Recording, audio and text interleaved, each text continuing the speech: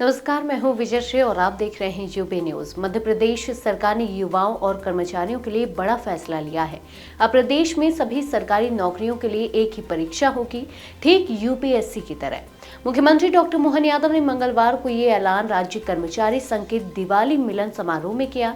CM Mohan Yadav ने कहा कि अब तक अलग अलग विभाग अपनी अपनी परीक्षाएं कराते थे, जिससे भर्ती प्रक्रिया लंबी हो जाती थी और उम्मीदवारों को रोजगार मिलने में देरी होती थी। नई व्यवस्था लागू होने के बाद सभी सरकारी भर्तियों के लिए एकीकृत परीक्षा प्रणाली बनेगी, जिससे चयन प्रक्रिया तेज और पारदर्शी होगी। उन्होंने बताया कि प्रदेश में पुलिस विभाग में 20,000 से ज्यादा पद खाली हैं, जिन्हें अगले 3 सालों में भरा जाएगा। साथ ही वेतन और ग्रेड पे में आ रही विसंगतियों को दूर करने के लिए एक कर्मचारी आयोग बनाया जाएगा। इस आयोग की अध्यक्षता रिटायर्ड वरिष्ठ अधिकारी करेंगे और यह आयोग कर्मचारियों की वेतन संबंधी समस्याओं का समाधान करेगा। मुख्यमंत्री ने कहा कि अधिकारी और कर्मचारियों का प्रमोशन होना चाहिए और सरकार इस दिशा में पूरी कोशिश कर रही है। उन्होंने कहा कि थोड़ी तकनीकी बाधाएं हैं, लेकिन जल्द ही इसका हल निकलेगा। महंगाई भत्ते यानी कि डीए को लेकर उन्होंने बताया कि राज्य सरकार केंद्र के समान भत्ता देने पर काम कर रही है और अक्टूबर तक 5 किस्तों में एरियर्स का भुगतान किया जा चुका है। उन्होंने यह भी बताया कि 9 साल से लंबित हाउस रेंट अलाउंस यानी कि एचआरए अब कर्मचारियों को दिया जा चुका है। सीएम ने कहा, कर्मचारियों की मुस्कान ही सरकार की ताकत है, उनकी संतुष्टि ही योजनाओं की सफलता की कुंजी है। सरकार ने आंगनवाड़ी कार्यकर्ता और सहायकों के 19,504 नए पदों को भरने की प्रक्रिया शुरू कर दी है।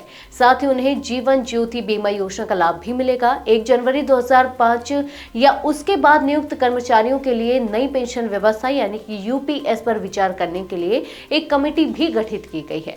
कार्यक्रम में राज्य कर्मचारी संघ के अध्यक्ष जितेंद्र सिंह ने सीएम को एक मांग पत्र सौंपा। इसमें महंगाई भत्ता बढ़ाने, सभी कर्मचारियों की सेवानिवृत्ति आयु समान करने और शिक्षकों की वरिष्ठता उनकी नियुक्ति तिथि से तय करने जैसी मांगे शामिल थी।